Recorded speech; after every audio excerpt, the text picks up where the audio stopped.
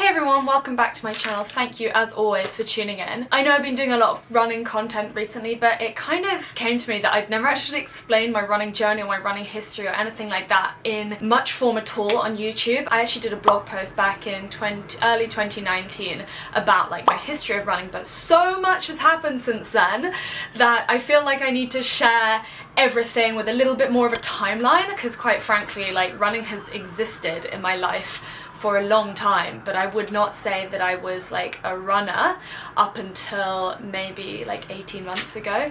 So I want to explain it a little bit so that you guys know kind of how long I've been doing this kind of thing, like the other sports that I do, and why I do everything I do, because I think the why is as important as the what.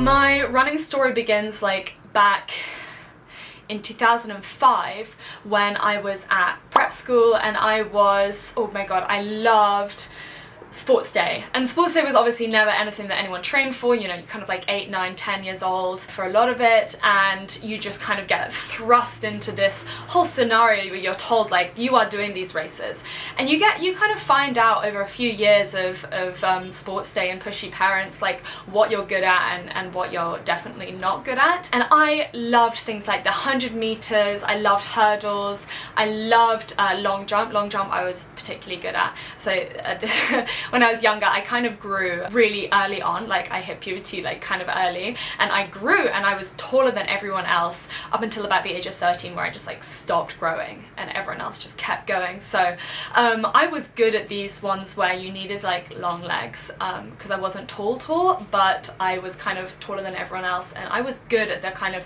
power sports, like anything that was sprinting or required some element of strength and power. I also used to do gymnastics when I was younger, so I think like that helped. I've always had quads, and that's kind of useful when it comes to sprinting and that kind of stuff. I remember being put forward for an 800 meter race 2 years running and just dying, like absolutely, it killed me. So needless to say, 800 meters was like the long distance. This is up to the age of 13, and that was, oh my god, I could not hack it. I did it like 2 years running, I think when I was like 12 and when I was 13, and it nearly killed me both times. I always considered myself more of a strength athlete than a long distance athlete, and so I stuck to what I was good at. Fast forward to 2011 when I was at secondary school. Sorry Americans, I don't know what any of the terms are in the US or anywhere else around the world, so I'm just gonna do it like how it is in the UK. 2011, I was at secondary school, and it was like the first time that I consciously decided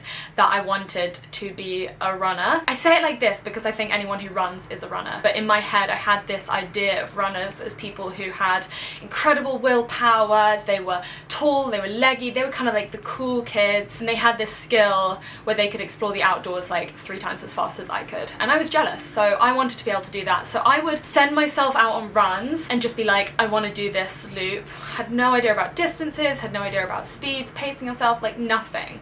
My only experience of running had been sports day, athletics at school, and squash, which is literally just like 3 steps of sprinting, stop, and then go again, and then stop. So that was essentially how I did like a 2, 3, 4K run, is I would like sprint, die, internally as well as like externally. I'd just be looking like I was actually dying, and have to stop and then try and do it again and then stop, and I was like trying to do a whole 4 or 5k at 200 meter pace, and obviously that was not going to work for me. So I again put myself down as someone who was not a runner, but I was pretty adamant that I did want to become good at it, and you know, I was clever enough to know that training equals getting better equals getting to where you want to be. So I stuck with it, and alongside my squash training, which was my chosen sport, and did get, I would say, marginally better. I remember around the time when I would come home, my 5k pace was probably around 35 minutes, and I was extremely happy with that because I'd never been able to run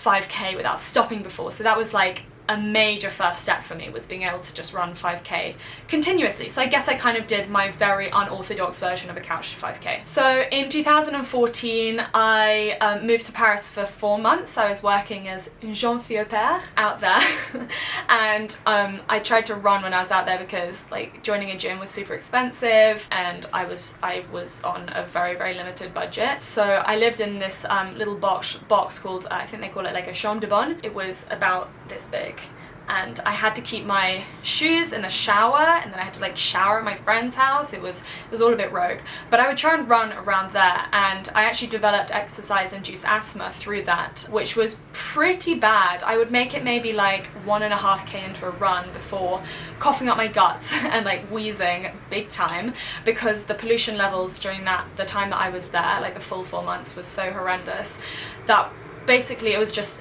like it was not advisable to run at all. So I eventually signed up to a gym and continued doing squash and gymming, and actually I think that was the start of me doing Kayla at Sina's BBG, but this is a talk about running, not about gym work. So yeah, I guess it was good in some ways and bad in other ways. When I went to uni at the age of 19, 2015, like the year later, I immediately joined the athletics club. It was kind of known for being very sociable, as with like all uni clubs. It's kind of as much about the social life as it is about the actual sport or whatever, the activity, whatever you're doing. And every winter I would do cross country, kind of badly, and every summer I would do track, and my track career was miscellaneous is probably a good word. It was a little bit mismatched. I did whatever I kind of wanted to do. I was not good at any particular distance, so I would just stick myself in whichever distance I felt suited me that year. So for a lot of it was 400 meters. I was good at sprinting but not fast enough to be doing the shorter ones, so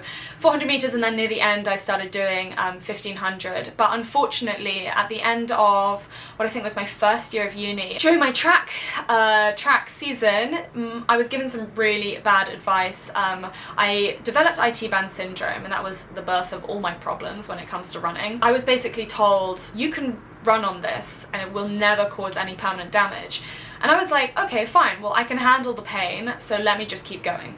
And that was probably one of the worst decisions of my running career, lol, because it may not cause any permanent damage, but I would say like 5 years of pain is pretty permanent, or at least semi-permanent. It was long enough for me to have really regretted that decision. The right thing to have done would have been to go to a physio and figure out a way to get to the root of the problem and solve the root of the problem instead of just waiting 6 weeks and getting back to doing what I was doing before. So essentially I did go and see a physio, and it cost me, what, 45 quid, and I just vowed never to do it again because he basically said, you have IT band syndrome, it will hurt when you run, you should just stop running. And I said, okay, well, my entire social life is in the athletics club, pretty much, so obviously I'm not going to stop running. So I tried to kind of rest it up, increase my gym workouts, and then just go back to track. And obviously after 6 weeks, the same issue would arise because I was doing the same thing and expecting different results, and that's kind of insanity. I wasn't really able to get myself stuck into running as much from that point, and that was like the end of my first year. So for another 2 years after that, I was limited in the amount of running that I could do, but I would still say it was like a key part of what I was doing at university, and I did really enjoy it, like regardless of the issues that I ran into, literally. From the point that I injured myself, over winter, we were supposed to be doing cross country, but of course I couldn't really run the full 6 kilometers of like a classic cross-country race. I kind of resigned myself to only being able to run really short distances, and I managed to work myself up from not being able to, literally not being able to walk. I had to be on crutches, I think 2 or 3 times, just while the swelling in my knee and my IT band went down, to being able to run 2 kilometers on the treadmill pain-free. And that was a really good point for me to get to, and I was like, every time I pushed beyond that point, I would injure myself and have to go back to square one. So eventually I was like, there's no point me pushing this, because A, it's not making me happy, B, I seem to go back to square one, and square one irritates the hell out of me, so I'm gonna try and stick to where I am and call it quits like while you're ahead. So I was running 2k sub 8 minutes on the treadmill before every gym session that I did, and that was like my warm-up, and that was my way of keeping up with the running without permanently doing some damage. And I really enjoyed that, and that was enough for me. But eventually I got a little bit bored of just running on treadmills. There's something about it that I just find quite soul destroying. I know you have to do it sometimes, especially like if it's super cold outside, but I wanted to be able to get outside. Like the whole reason that I wanted to do running in the first place was to be able to explore the great outdoors, visit new places, and be that kind of like runner person on the street. And I wanted to be that, and I was not that. So in my end of my second year of uni, I ran a 5k PB of 23 minutes and 6 seconds, I think, in a relay.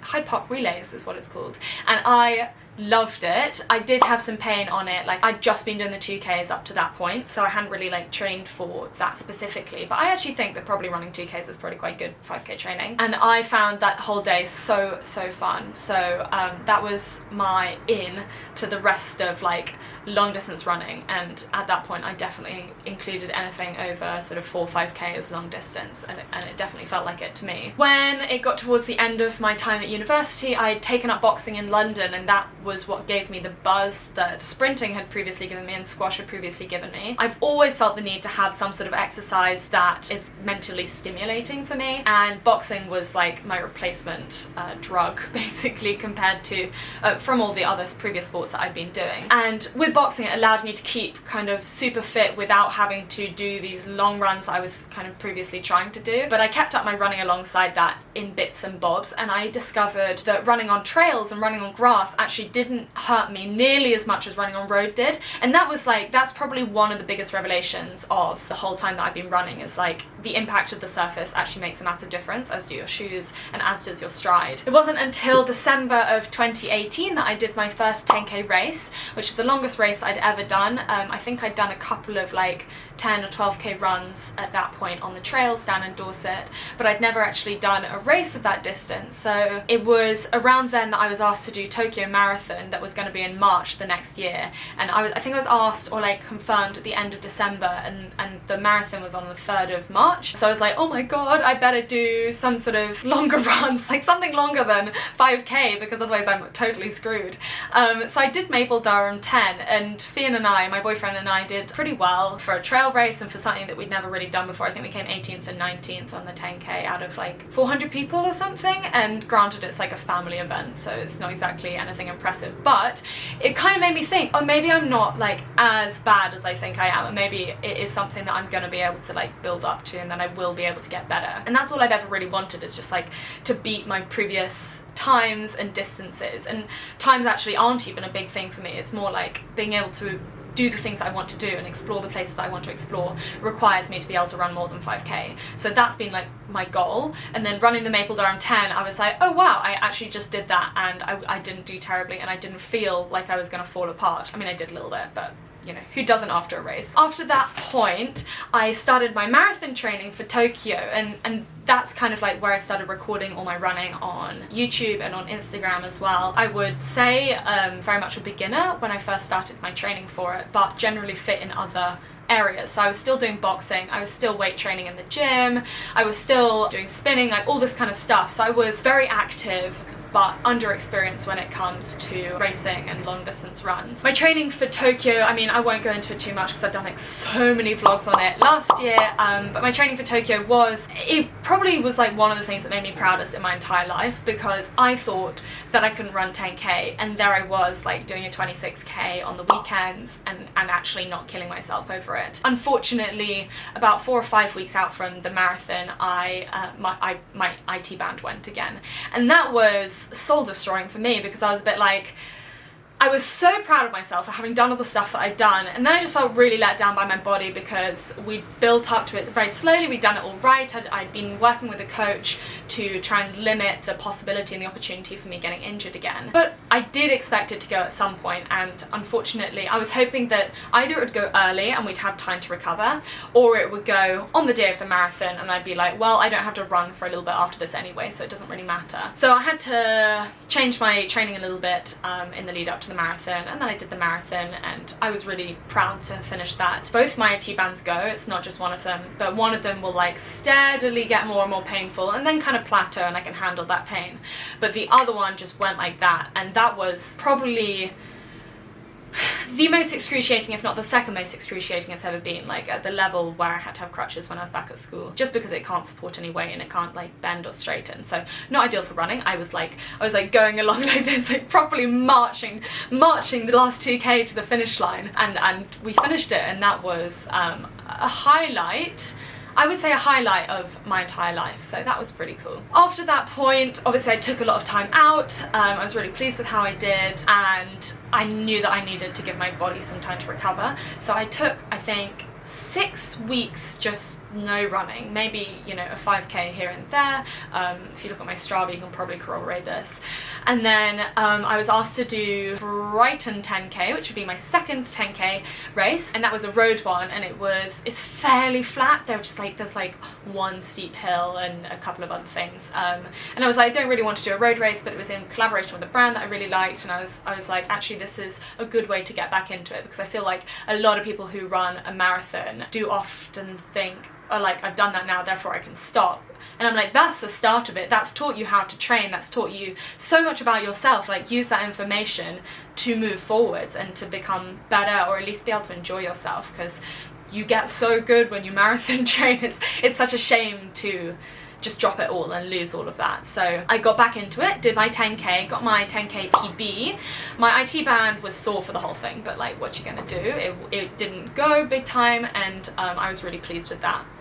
And during that time I started working with my current physio called Zoe from a company called Physio Motion Limited, and she said exactly what my first physio should have said. You are injured, you need to take a rest, but it doesn't always have to be like this, and we can get to the root of the problem. And that was what I needed to hear, because I've heard so often from doctors and from physios, like, you're injured, you should stop running. And it's kind of like, I mean, you can't just say that. It might be the most sensible advice, who knows, but you can't just say that. Like, people will just not come back to you, because that's not what they want to hear, and they're just going to keep running, and they're just going to keep getting injured. What Zoe did is she found the root of my problem, which is basically weak supporting muscles and hips and glutes, as I think is often the case, and an incorrect cadence, running too long strides, which my coach has mentioned a couple of vlogs back, so that I was heel striking, and that causes a lot of shock up to the knee. I realise that's my elbow, but that's my leg, right? Heel striking, shock up there, knee pain, all sorts of other injuries and issues that can be caused by that. So shortening strides makes you do midfoot strike and all of that. You know, I'm not the pro here, so go and watch that, because he explains it a lot better than I did. And we got back to being able to do all of this running relatively pain-free very, very quickly. And also Zoe taught me that you don't have to be afraid of feeling pain. It does not necessarily mean that you're back to square one. It's a good thing to be aware of and to not ignore, but it doesn't mean that you have to just like stop everything. And actually what I have found through a lot of trial and error is that the more I run, the later on the pain comes in each run. So that's a really valuable lesson for me. It's like, if I just stop running entirely, actually my supporting muscles actually get really weak, and that's what causes the problem in the first place. So if I try and go back to it, then I injure myself again, and that's essentially what I was doing all those years ago, like 5 years ago when I first got the problem, is I was just stopping and then starting again and trying to go back to where I was, and that's not how it works. So I was then running again. That's the whole of 2019, having a lot of fun in different races and runs, and just basically incorporating a lot more running into what I was doing. And I did my other boxing fight, and I kind of alternate between boxing and running. I like to do both of them to keep fit, and because they both stimulate my mind in very different ways. They both also make me zen, again, in very different ways. And trail running is like the love of my life. I really, really enjoy it, and I want to do more of it. So when I was asked to do the Azores ultra marathon, I was actually asked to do the Azores half marathon, and I was like, can't do that date because I've got Maple Durham 10 the day afterwards, but can I do some of the ultra marathon and just like run parts of it? And again, I've done a vlog on that, and that was also probably the first time that I've really been able to experience the running community in all its wondrous glory. Like, the running community is the most supportive community ever, and no one was judgmental about the fact that I wasn't doing the whole thing. No one was judgmental, like when I was, if I spoke about my aches and pains, like everyone was in pain, so no one was like, oh, you're running wrong, or you're doing this, you're doing that. It was actually so lovely to be around people who had all been kind of through the same thing, albeit like different speeds, different distances, all of this kind of stuff. Everyone was in it together, and that was something that has made me want to do a lot more of that kind of ultra endurance event in the future, because I mean, there's a bit of a theme here. I went from doing 100 meters and hurdles to 125k in 4 days, and it's a kind of convoluted way of getting there, but I would love in the future to be able to do more of these trail runs and more of these long distance races and runs, because they are just what makes my heart sing. And this year I have quite a lot of them lined up, so I'm just going to quickly run through my races and runs of this year. I'm doing a lot, basically, and it kind of stresses me out because I just said yes to all of them, as is what I do, and I kind of think about it later. I say yes and then think about it later, so we'll see how that goes. I'm currently training for London Landmarks Half Marathon, which is I think on the 29th of March, so I've got a couple of months until that, and we're currently working on speed work and speed endurance, so keeping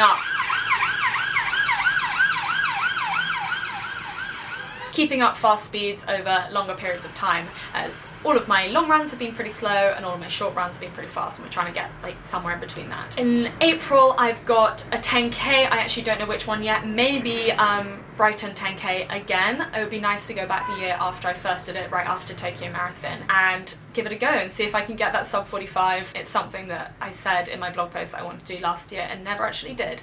So that's a fingers crossed. I got, what did I get? 45.18 I think last year, and I would like to get sub 45, and if I train for the half right, then I should be able to do that in the 10k. Fingers crossed. I don't want to set false expectations of me for myself or for you guys. May, I have the Jurassic Coast Marathon, which is 42 kilometers of wonderful hills and like 2,000 meters of elevation on the southwest coast path. I am so excited for this, and I was kind of tempted to do a road marathon. I was asked to do Paris Marathon and London Marathon and maybe another one as well, and I said yes and then I said no, because actually that's not what I love to do. It's my desire for competition that wants to do that, rather than my desire for fun and enjoyment, basically. So the Jurassic Coast is like a halfway point where I still get to do the distance. It's going to be significantly harder, but it's also going to be significantly more beautiful, much less polluted, and it's trail, so it's a win-win-win for me. So that's actually on my birthday weekend. I think it's like